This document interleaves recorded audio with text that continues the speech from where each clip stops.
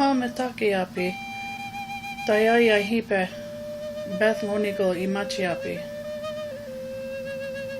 Greetings, my friends and relatives. I'm glad you can be here. My name is Beth Lonigo, and I live with my family in Bridger, South Dakota. I'd like to talk to you a little bit today about why it makes me so happy that Tapa Yuha Wacipi is coming to Cheyenne River Reservation. Bridger is located on the southwestern corner of the reservation. There's a strong history here.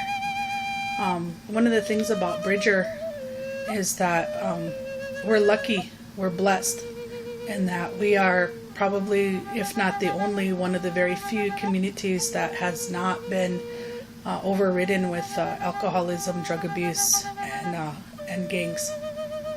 And we want to keep it that way. The children in this community attend school at Takini School, which is located 17 miles northeast of where we are. Takini is a small school, and they don't have a football team. And one of the things that they have other sports that they do throughout the year, but one of the things that the children have gravitated towards over the last couple years is the game of soccer. And that was introduced to them by the PE teacher that was working at Takini at the time. When I saw my kids, how much they enjoyed playing that game, it reminded me of something that Fabiana Meredith had said to me a number of years ago, and that was her desire to be able to bring soccer to the reservations in a way that would be sustainable.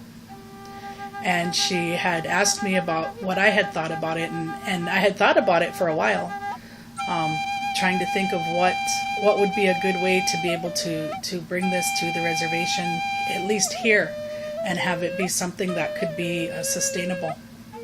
And when I saw the kids, playing that game and really loving it at school, I thought, why not bring it in through the schools, or at least make some kind of an attempt to gain a larger interest.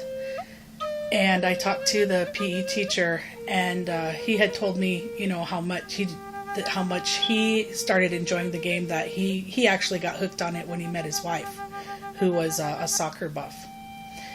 And from there, it's one of those games that you can't help but become addicted to it. And I'd rather have my children be addicted to something that's healthy for them, like a sports activity, than to any of the other negative influences that they could come to.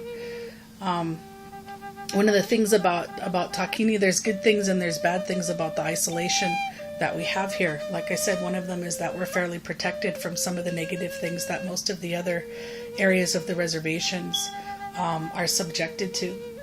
And I want to address that too, but I don't know if I'll do that this time or at a later time. But one of the things that bothers me about that connotation of getting kids away from drugs and alcohol and gangs are everywhere, not just on the reservations. I grew up in a large metropolitan area, and it was all over when I was growing up. And it just kind of seems that it's something that's filtered over to here.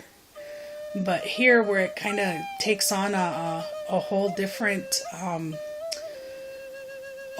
way, is that people don't understand about Lakota people suffering from generational grief.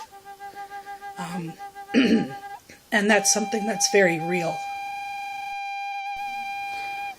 In our, battles with generational grief, one of the things that we do is to work to reinstill pride.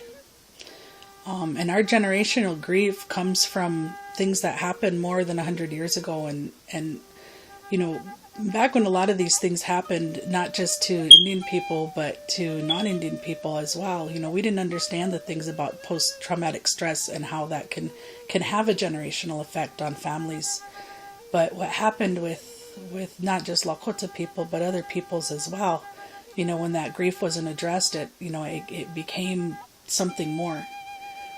And one of the things that we can do when we instill pride in our children is through games like soccer. Soccer is something that our kids can excel at. Soccer is something, especially because it's played in the fall, it's something that's more accessible to our children in a good way, in a positive way. I really like that the program includes having clinics for the parents and the volunteers, and bringing people in and having people who are willing to come and work with our people in a family kind of way. Usually this, things that come into the reservation is sort of they look and they say, you have a problem here and this is how you need to fix it. And I really like the approach that Tapa Yuha Wacipi is bringing, in that it's let us work with you. Let us do this with you, instead of let us do this for you. Okay, go ahead, get on the bus, guys. Love you, baby. Have a good day. Love you, boys. You guys have a good day. And here comes the last one. Love you guys. Have a good day, okay? We'll see you later.